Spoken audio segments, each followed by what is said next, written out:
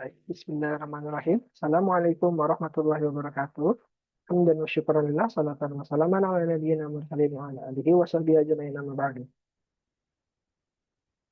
Pada kesempatan kali ini, saya Mutakin, mahasiswa Unindra Program Studi Pendidikan, akan mempresentasikan materi bertajuk Sistem Tata Surya dan Alam Semesta. Melalui pembahasan ini, kita tidak hanya akan melihat angka-angka atau ukuran fisik benda langit semata, tapi juga mencoba memahami bagaimana hukum kosmos yang masif ini pada akhirnya mendasari dan membentuk panggung sejarah serta kehidupan kita sebagai manusia hari ini.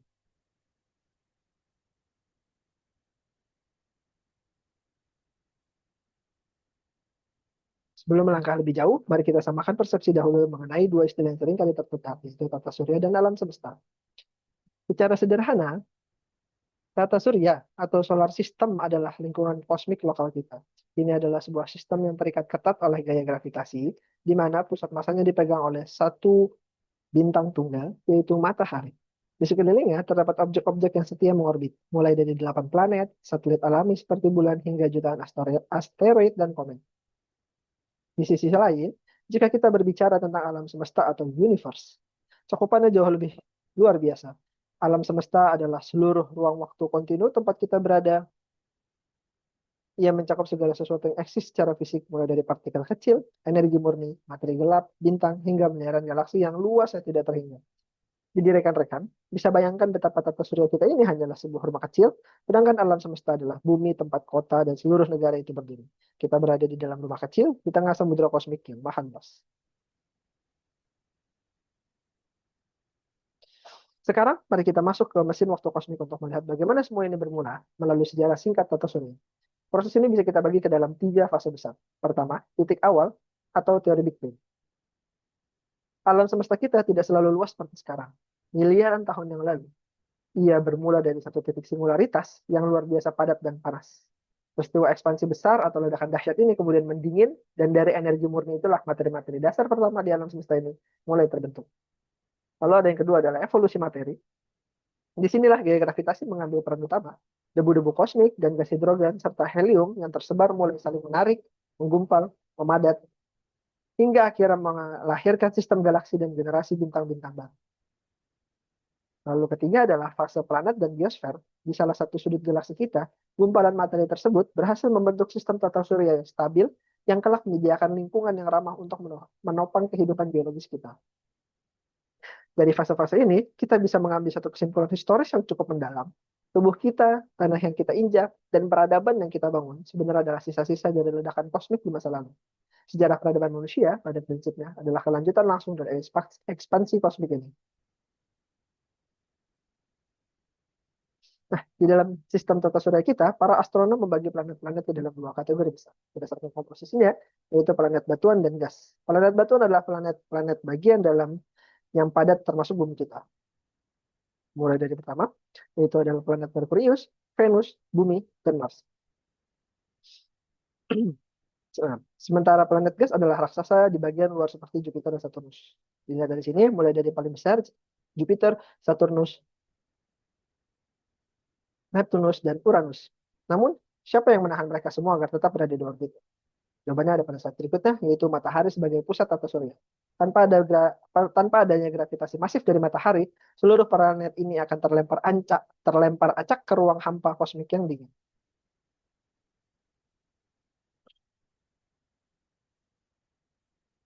Baik. Berikut adalah matahari, sang pusat tata surya galaksi kita.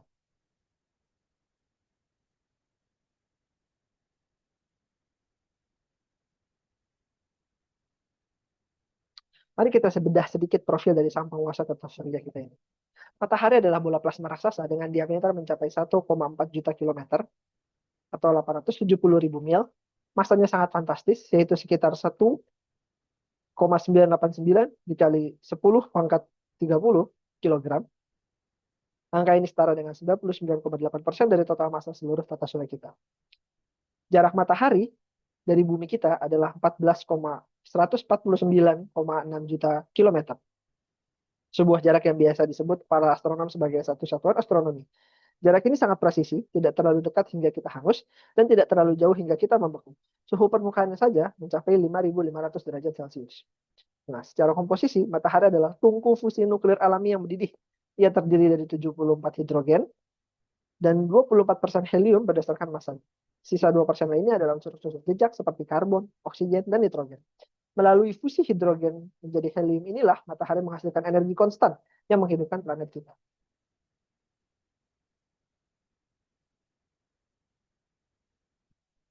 Nah, selanjutnya kita beralih ke rumah kita sendiri.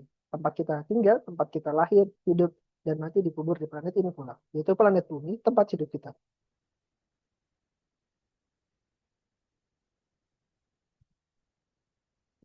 Baik. Bumi memiliki diameter 12.742 km dengan massa 5,97 kali 10 pangkat 24 kilogram. Jaraknya dari matahari seperti yang disebutkan tadi adalah 149,6 juta kilometer. Seperti periodisasi gerak, bumi membutuhkan secara periodisasi gerak, bumi membutuhkan waktu 24 jam untuk merotasi pada porosnya, yang kita kenal sebagai panjang satu hari, serta 365,24 hari untuk menyelesaikan satu kali revolusi mengelilingi matahari. Yang menarik adalah komposisi kimianya. Bumi kaya akan unsur-unsur berat, 32%, 32,1% besi, 30,1% oksigen, 15,1% silikon, 13,9% magnesium, dan 2,9% bara. Sisanya adalah unsur lain. Besi yang berlimpah di inti bumi inilah yang menciptakan medan magnet kuat, bertindak sebagai perisai tak terlihat dan melindungi kita dari radiasi badai matahari yang mematikan. Setelah kita memahami tentang bumi, kita akan melanjut pada satelit natural atau satelit alami dari bumi, yaitu bulan. Tepat di sebelah bumi kita ada pendamping setianya, yaitu bulan. Bulan memiliki diameter 3.474 km dengan massa 7,34 kali 10 pangkat 22 kg, serta berjarak 384.400 km dari bumi. Di sini ada data menarik. Bulan mengalami apa yang disebut tidal locking atau penguncian pasang surut. Waktu yang dibutuhkan bulan untuk berotasi pada porosnya sama persis dengan waktu yang dibutuhkan untuk mengelilingi bumi, yaitu 27,3 hari bumi secara sideris. Itulah mengapa dari bumi kita selalu melihat wajah bulan yang sama. Sementara siklus Indonesia dari bulan baru ke bulan baru berikutnya memakan waktu 29,5 hari yang menjadi dasar nenek moyang kita menyusun penanggalan Komariah atau Hijriah.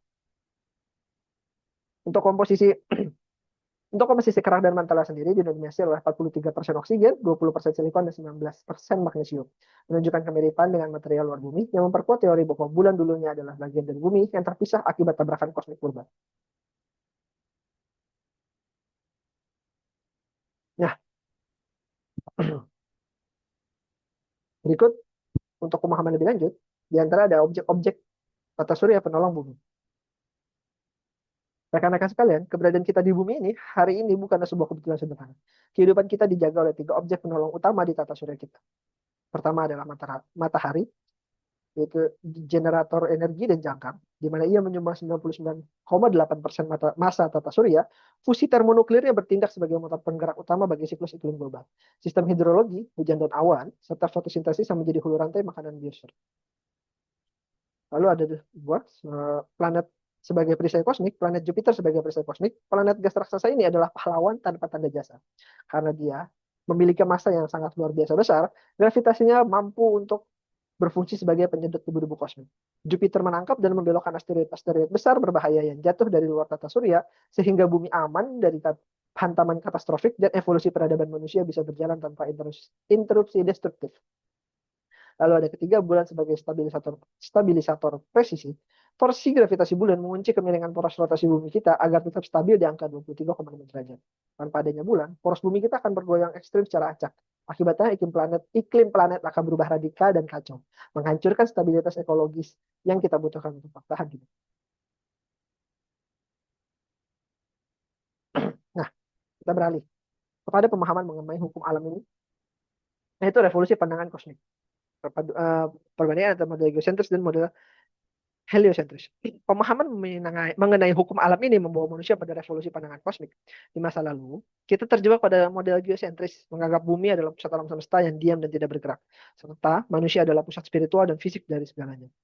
Namun revolusi saintifik mengubah tatanan tersebut menjadi model heliosentris. Kita sadar bahwa mataharilah pusatnya, bumi berputar pada porosnya, bergerak dalam orbit elips, dan manusia hanya penduduk di planet kecil yang mengorbit sebuah bintang biasa di pinggiran galaksi. Pergeseran ini mau tidak mau meruntuhkan dogma lama dan melahirkan metode ilmiah modern yang berbasis rasio serta observasi objektif. Untuk model perbandingan bisa dilihat pada Salindian tertera. Nah, lalu lantas bagaimana manusia memanfaatkan tata surya? Dan bagaimana manusia memanfaatkan mekanika tata surya ini dalam lintasan sejarah? Kita memanfaatkannya setidaknya dalam dua aspek utama. Pertama sebagai navigasi ruang atau space.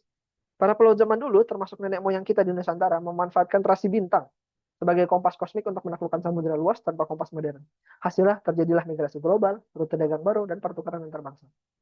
Jadi dalam dunia Islam, seperti yang dilihat pada gambar di kiri kanan,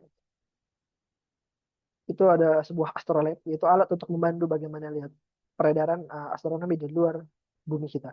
Lalu yang kedua adalah navigasi waktu atau time, di mana pergerakan matahari dan bulan memicu fenomena equinox dan titik balik. Bagi masyarakat agraris atau pertanian, posisi benda langit ini menentukan waktu tanam dan panen secara akurat. Ketepatan ini menjamin kestabilan pangan, melahirkan sistem kalender birokrasi, dan melegitimasi politik kerajaan-kerajaan besar di masa lalu. Bisa disimpulkan, ilmu kealaman dasar ini mengajarkan kita bahwa sejarah manusia tidak pernah lepas dari sejarah kosmos. Kita adalah bagian kecil dari keteraturan besar ini. Akhir kata, terima kasih atas perhatian rekan-rekan dan dosen sekalian.